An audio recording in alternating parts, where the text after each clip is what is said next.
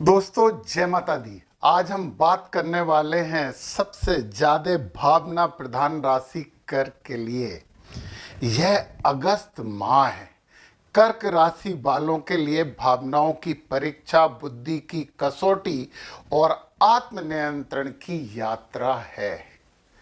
जिसने अपने मन को साध लिया वह इस माह अद्भुत आंतरिक शांति और बाहरी सफलता दोनों प्राप्त कर सकते हैं। तो मैं विश्लेषण करने वाला हूं अगस्त 2025 के लिए कर्क राशि की कुंडली कैसा है। यह गणित कर्क राशि वालों के लिए ये सब हम समझेंगे कि घर का विश्लेषण किया जाएगा। परंतु कर्क राशि वालों, यहाँ पे मेरी 5 बातें ध्यान से सुन लें।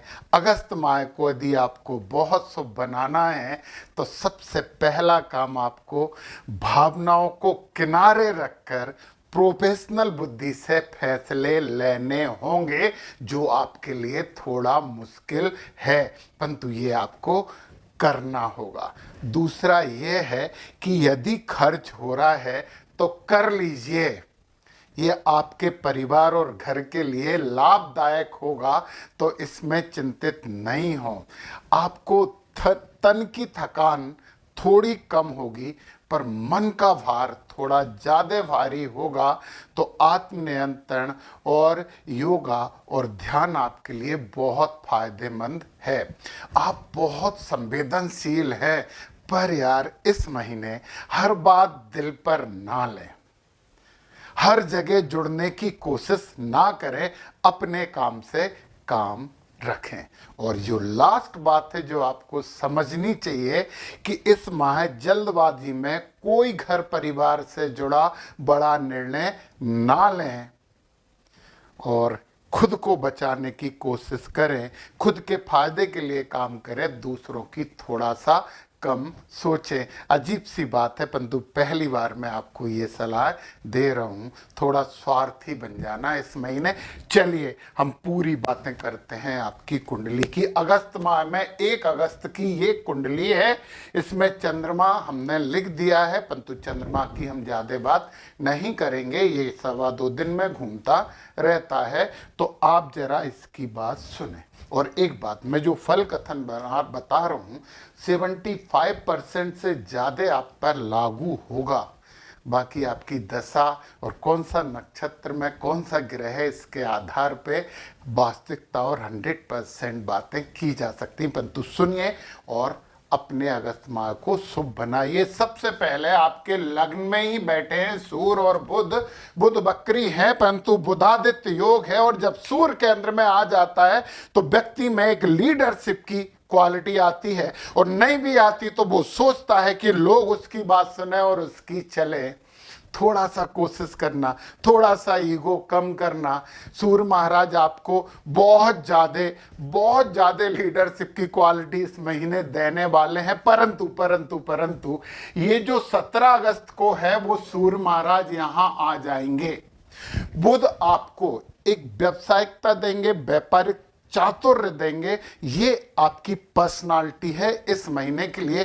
तो व्यापार के लिए आपके दिमाग में अच्छी अच्छी स्कीमें बनेंगी। अभी हम सूर्य की बात कर रहे थे, जब ये दूसरे भाव में आ जाएंगे, यहाँ केतु पहले से ही विराजमान है और ये 17 अगस्त को आ रहे हैं। धन भाव है, परिवार भाव है, वाणी भाव है, तो आपकी वाणी में थोड़ी तलखी आ जाएगी। परिवार वालों से आप थोड़ा सा वाद विवाद कर सकते हो, थोड़ी तेजी से बातें कर सकते हो, मत करना। क्योंकि जब सूर्य और केतु इस भाव में होते हैं तो आत्मसम्मान में थोड़ी सी कमी जरूर होती है। और पता है, परिवार से हमें, कुटुंब से हमें थोड़ा विमुख होने का मन करने लगता है।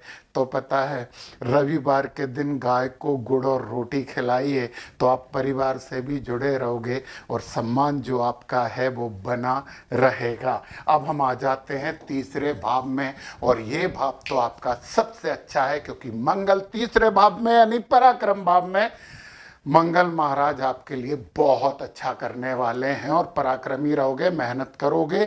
इस महीने आप में आलसीपन की मात्रा कम होगी। फिर वही बोल रहा हूं, तन में तो तेज हो सकता है पर मन में बहुत सी उलझने चलेंगी। क्यों चलेंगी उसकी बात भी मैं करूंगा, और कैसे बचेंगे ये बात भी करने वाला हूं। आप यहाँ पे आ जाइए। सुख भाव, संपत्ति का भाव 7 और सुख भाव में व्यय में बैठे हुए हैं शुक्र महाराज। अच्छा, शुक्र महाराज यहाँ अच्छे होते हैं, बुरे नहीं होते। और शुक्र और गुरु दोनों यहाँ पे बैठे हैं। ये अध्यात्म का भाव होता है, विदेश का भाव होता है, और जेल का भाव भी होता है, और खर्चे का भाव तो ये है ही। अब एक अजीब सी बात हो गई कि आपके ये दोनों गुरु और शुक्र दोनों साथ साथ बैठे हैं, तो सांसारिक सुख और आनंद भी चाहिए और आध्यात्मिकता भी चाहिए। दोनों आपका मन होगा तो कुछ भौतिकता में आप ज्यादा उलझ जाएंगे, परंतु अध्यात्म का ध्यान रखना। गुरु को थोड़ा सा पावरफुल करने की कोशिश करना। हर चीज में जब आपकी भौतिकता बढ़े तो थोड़ा सा अंदर ज्ञान का भी प्रकाश उत्पन्न कर लेना, ताकि उसमें थोड़ी सी कमी हो। परंतु फिर भी यह है कि सुख आपको मिलेगा खर्च करने में, तो खर्च कर लेना। ये बात मैंने पहले भी बोली है। अच्छा होगा तो इस बार खर्चीले बन जाइए अगस्त माह में, परंतु उधार लेके खर्च मत करना। खर्चीले तो आपको बन जाना चाहिए। अच्छा भाव है, यहाँ पे सुख संपत्ति आपकी अच्छी है। माता से आपके ठीक ठीक रिलेशन हो रहा है। माता को तीर्थ यात्रा करवा दीजिए। जितनी तीर्थ यात्राएं, धार्मिक यात्राएं करेंगे उतना आपको फायदा होगा। तो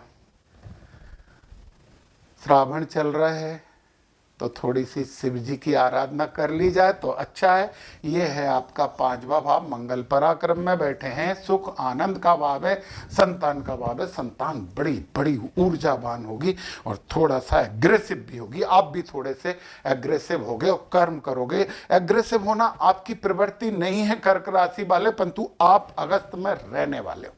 पता है, ये जो हमारे शुक्र है ना, 20 अगस्त को यहां आ जाएंगे। 17 अगस्त को सूर्य यहां पे चले गए, बुध यहां पे रहेंगे। 11 अगस्त को मार्गी हो जाएंगे, लक्ष्मी नारायण योग बन जाएगा। तो मिठाई तो बनती है। 20 अगस्त के बाद यहाँ लक्ष्मी नारायण योग बन रहा है। शुक्र महाराज आपके लग्न में आ रहे हैं। सूर्य यहां से यहां चले गए और बुध मार्गी भी होगा। 30 अगस्त तक लक्ष्मी नारायण योग बना है। तो मौके का फायदा उठा लीजिए, नकारात्मकता को खत्म कर दीजिए। वैचारिक द्वंद्व आपकी समस्या है, आप अपने विचारों से उलझे रहते हो, लड़ते रहते हो, तो आप इस महीने थोड़े से ज्ञान की मात्रा बढ़ा लें अपने आप में। कुछ अच्छी चीजें पढ़ें, धर्म और अध्यात्म का सहारा लें तो आपको लाभ होगा। ये अगस्त माह आपके लिए बहुत शुभ होने वाला है। अब आप देखिए जरा, ये आ गए यहाँ पे रोग, रिपु और ऋण। गुरु महाराज की दृष्टि है तो रिपु भी कम हो जाएंगे, रोग भी कम होंगे। कोशिश करिए खान पान थोड़ा सा नियंत्रित रहे, पेट की बीमारी थोड़ी सी इससे बचे। तो ये सीजनल है तो उससे बच सकते हैं। गुरु महाराज जब देखते हैं तो गुरु महाराज जब भी जिस जगह पे भी देखते हैं वहाँ समृद्ध करते हैं, अच्छा करते हैं। आपको कुछ कोशिश करोगे तो कुछ आपको जॉब अपॉर्चुनिटी भी आपके लिए है। और पता है, जब गुरु महाराज की यहाँ पे दृष्टि है तो गुरु महाराज तो समृद्धि लाएंगे। गुरु महाराज की 1 2 3 4 5 पांचवी दृष्टि भी आपके सुख भाव पे पड़ी है, जो सुख में वृद्धि करेगा। गुरु महाराज आपके लिए बहुत अच्छे होने वाले हैं। फिर गुरु महाराज की नवम दृष्टि, 7 के बाद 8 9 नवम दृष्टि। अष्टम में राहु महाराज को नियंत्रित किए हुए है। आपके मन में बहुत ज्यादा को विचार नहीं आने देंगे। और राहु जब इस भाव में रहते हैं तो सोच समझ के बोलना कर्क राशि के जात को, क्योंकि इस अवधि में जो बोलोगे वो सच हो जाएगा। तो किसी को कोसना नहीं, किसी से गलत मत बोलना, क्योंकि हो सकता है आपने जो बोल दिया है वो हो जाए। तो अच्छा बोलना ना, तो अच्छा हो यार, अच्छा बोलना प्लीज प्लीज प्लीज। इस माह नहीं, ये तो यहाँ पे भी 1 साल और है, 1 साल से भी ज्यादा। तो यार सोच समझ के और अच्छा ही बोलना सबके बारे में, क्योंकि आप जो बोलोगे वो उसके सही होने की संभावना ज्यादा है। जब तक राहु महाराज अष्टम में है, शनि महाराज आपके भाग में गुरु की राशि में है, ये आपके लिए बहुत अच्छी बात है। और गुरु की राशि में यहाँ पे रहते हैं तो जितना धार्मिक बनोगे उतना लाभ होगा। जितना पिता का सम्मान करोगे, पिता नहीं तो पिता तुल्य लोगों का सम्मान करोगे, उतना फायदा होगा। और जितनी मेहनत करोगे उतना फायदा होगा। तो कर्म धर्म दोनों चीजें आपके लिए फायदेमंद होने वाली हैं। कर्म के भाव में तो ये मंगल की राशि है, ऊर्जावान आपको बनाएगा। मैंने बोला तन तेज रहेगा, मन की समस्या है। और ये लाभ में शुक्र महाराज यहाँ पे बैठे। एक बहुत अच्छी बात बताऊं कि ये ज्ञान है, ज्ञान का दूसरा घर व्यय है, और किसी से भी अगला घर उसके लिए बड़ा अच्छा घर होता है। जब शुक्र महाराज यहाँ के स्वामी होके यहाँ बैठ गए, यदि लाभ की कुंडली बनाए तो ये धन भाव हो जाता है, तो धन तो आएगा, तो धन तो आएगा। अब शनि महाराज की दृष्टि की भी बात तो कर ले यार, 1 2 3, यहाँ पे शनि महाराज 3, शुक्र अपने मित्र के उसमें दृष्टि, चेतना जगाती है, चेतना जगाती है, कड़ी मेहनत करवाती है, कठोर काम करवाती है, बहुत मेहनत करवाती है शनि की दृष्टि। अब आप उसे उल्टा ले लोगे, शनि की दृष्टि बहुत परेशान करती है। यार क्यों यार, मेहनत करवाती है तो मेहनत करिए ना, दोस्तों से संबंध अच्छे लिए, सामाजिकता का भी घर है, लाभ के लिए खूब मेहनत करिए तो लाभ होगा। फिर गुरु की तीसरी दृष्टि के बाद गुरु की 7वीं दृष्टि तो एक प्राकृतिक दृष्टि है, मंगल पे है। यहाँ पे थोड़ी सी उठा फटक गुरु कर सकते, मंगल से अच्छे संबंध नहीं रखते। और फिर इसके बाद शनि महाराज की जो 10वीं दृष्टि है ना, तो यहाँ से 7 8 9 10 यहाँ रोग रिपुरण वाली है, तो यहाँ पे शत्रुओं का तो नाश करेगी ये दृष्टि। और फिर यह है कि यहाँ से चेतना दिलाएगी। तो मैंने एक बार और बोली है कि उधार देना भी मत, उधार लेना भी मत इस महीने, तो बहुत ही अच्छी बात है। ये गुरु इसकी शनि महाराज की दृष्टि हो गई। राहु की एक दृष्टि बड़ी काम की होती है, और वो दृष्टि 5 भी होती है, 1 2 3 4 5 विस्तार करती है, तो आपका खर्च करवाएगी राहु की दृष्टि। और यहाँ पे राहु बैठे तो धनदायक भी है, धन भी दिलवाएगी। और क्या अच्छी बातें सुनना है आपको, तो फिर कुछ कर्म के लिए पड़ जाओ। दिमाग में जितनी नेगेटिविटी रखोगे उतना नुकसान होगा, क्योंकि मन के हारे हार है, और मन के जीते जीत। यदि मन से हार गए तो ये सब कोई कुछ नहीं कर सकता। हर ग्रह सुप्त हो जाएगा, और सोया हुआ ग्रह भाग्य नहीं जमाता। और जब आप नकारात्मकता के आयाम में जाते हैं तो बहुत से ग्रह आपके सो जाते हैं, तो नेगेटिविटी बिल्कुल खत्म, सब अच्छे हैं। और हमें भी सबसे ज़्यादा अच्छा बनना है, ये सब चीज़ें आपको लेके चलना होगा। ये था आपका विश्लेषण। यहाँ पे ये लग्न लिखी है तो लग्न राशि नहीं है, चंद्र राशि की बात कर रहा हूँ। बार बार मैं बोल रहा हूँ कि चंद्र राशि है, चंद्र राशि है, तो चंद्र राशि के लिए मैं बात कर रहा हूँ, तो ध्यान दीजिए उसे।